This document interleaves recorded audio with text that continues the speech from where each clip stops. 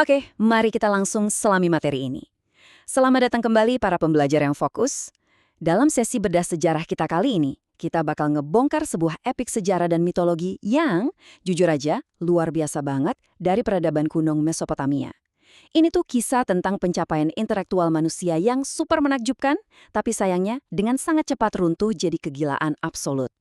Kita lagi ngomongin tentang tirani, manipulasi tingkat tinggi, dan kesombongan tanpa batas. Ya, ini adalah kisah tentang Namrud. Sekarang coba pikirin pertanyaan ini. Gimana ceritanya seorang raja yang ngebangun kerajaan terbesar di dunia bisa mati cuma gara-gara seekor nyamuk? Kedengarannya absurd banget kan? Kayak nggak masuk akal. Tapi justru ironi yang super tragis inilah yang bikin materi sumber kita hari ini tuh menarik banget buat dibedah.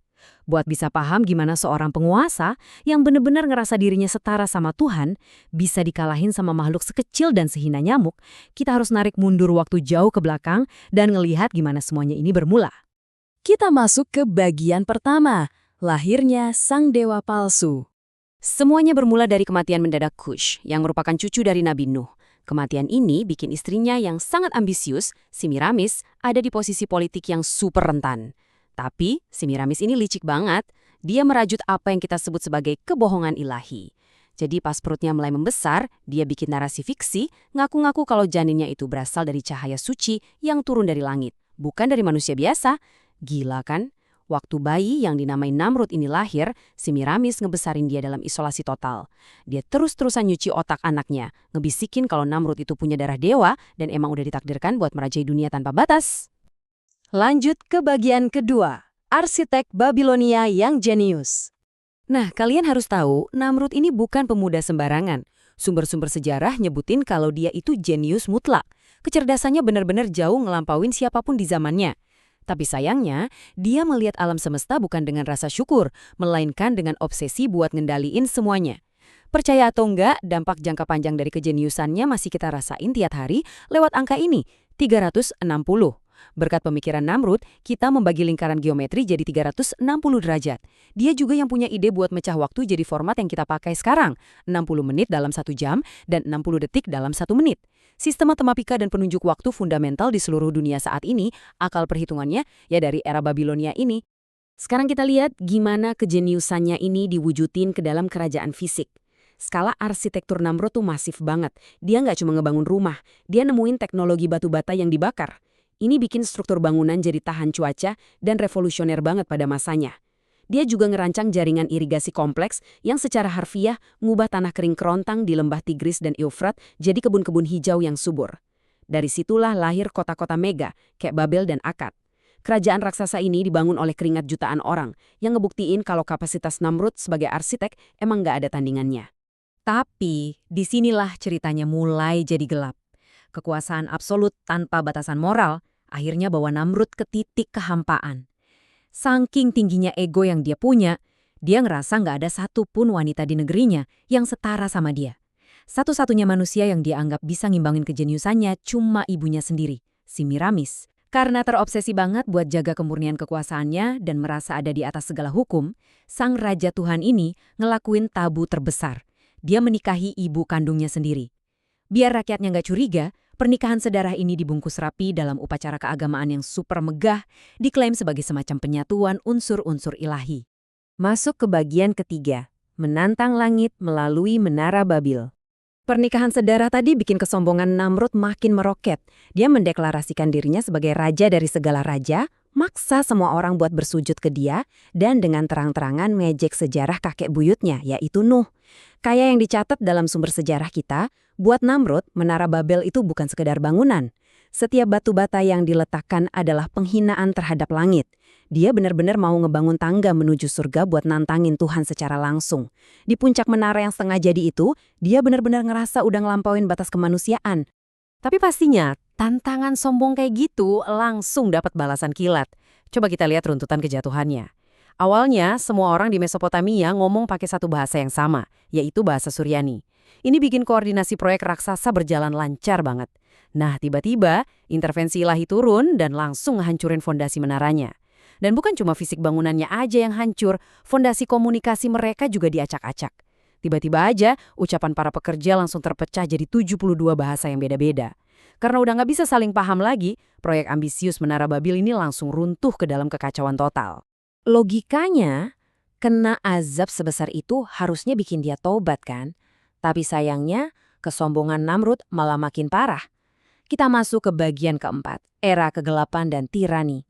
Buat mertahanin kekuasaannya yang lagi kacau balau, Namrud malah nekat ngerangkur ilmu hitam. Dia nyelewengin ajaran dari Harut dan Marut. Bersama Semiramis, dia gencar banget mempromosikan astrologi, zodiak, sampai baca garis tangan alias palmistry. Tujuannya, biar rakyat percaya kalau nasib itu mereka sendiri yang tentuin, bukan dari Tuhan.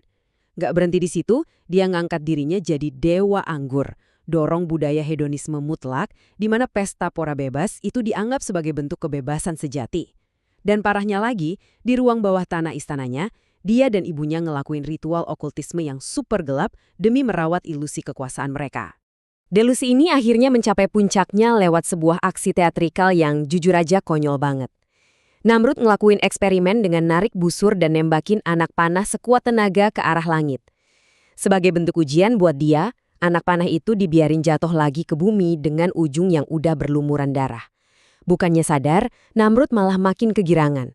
Dia pamerin panah berdarah itu ke rakyatnya dan memproklamirkan kebohongan terbesar sepanjang masa.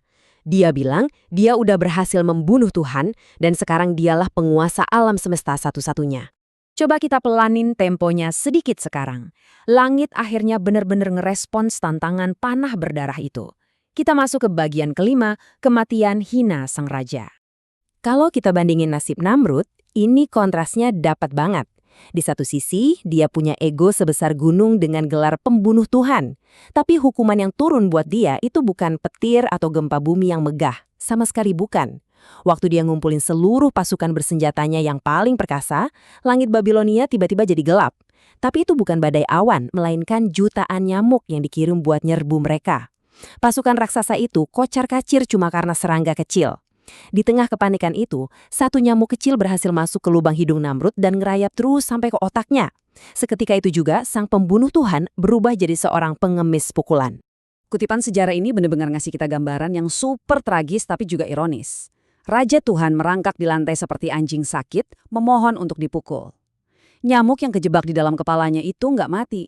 Dia terus mendengung dan menggigit saraf otaknya. Katanya, siksaan ini berlangsung selama berabad-abad, atau setidaknya dalam waktu yang kerasa panjang banget buat dia. Tiran yang tadinya pegang kendali penuh atas nyawa jutaan orang, sekarang jatuh merana. Dia cuma bisa merangkak, memohon ke pelayan dan istrinya buat mukulin kepalanya pakai sepatu atau balok kayu, cuma demi bikin dengungan nyamuk itu berhenti sedetik aja. Bayangin coba siksaannya. Dan sampailah kita di klimaks ironinya. Suatu hari, saking udah nggak tahannya sama siksaan di dalam kepalanya, Namrud merintahin pelayannya buat mukul kepalanya sekeras mungkin pakai palu besi. Harapannya, pukulan itu bisa ngebunuh serangga di dalamnya. Tapi tebak apa yang terjadi? Pukulan kuat itu malah meremukkan tengkorak Namrud sendiri. Pria jenius yang ngerancang kota-kota megah dengan batu bata yang nggak bisa dihancurin itu, mati dengan cara yang paling konyol. Dia terbunuh oleh seekor nyamuk kecil dan palu pelayannya sendiri. Sementara ibunya cuma bisa ngeliatin tanpa daya. Tapi tunggu, ceritanya belum selesai. Matinya Namrud bukan berarti manipulasi ini berakhir. Kita masuk ke bagian terakhir, warisan paganisme Semiramis. Semiramis ini pinter banget. Dia sadar betul kalau rakyat tahu suaminya mati konyol gara-gara nyamuk, mitos kekuasaan yang udah dia bangun bakal hancur lebur. Jadi dia muter otak buat bikin propaganda baru. Pertama, dia nyebarin cerita kalau Namrud gak mati, melainkan naik ke surga dan berubah jadi dewa matahari. Kedua, dia nyiptain konsep Trinitas dewa pagan kuno, yang nantinya kita kenal di budaya lain kayak Osiris, Isis, dan Horus, padahal itu cuma gambaran dari keluarganya sendiri. Dia juga yang mulai tradisi pemujaan pohon cemara atau evergreen sebagai simbol kalau Namrud itu hidup abadi. Dan dia juga mempopulerkan simbol-simbol kesuburan kayak mistletoe. Secara perlahan, ajaran-ajaran ini disusupin ke dalam tradisi berbagai peradaban yang muncul setelahnya.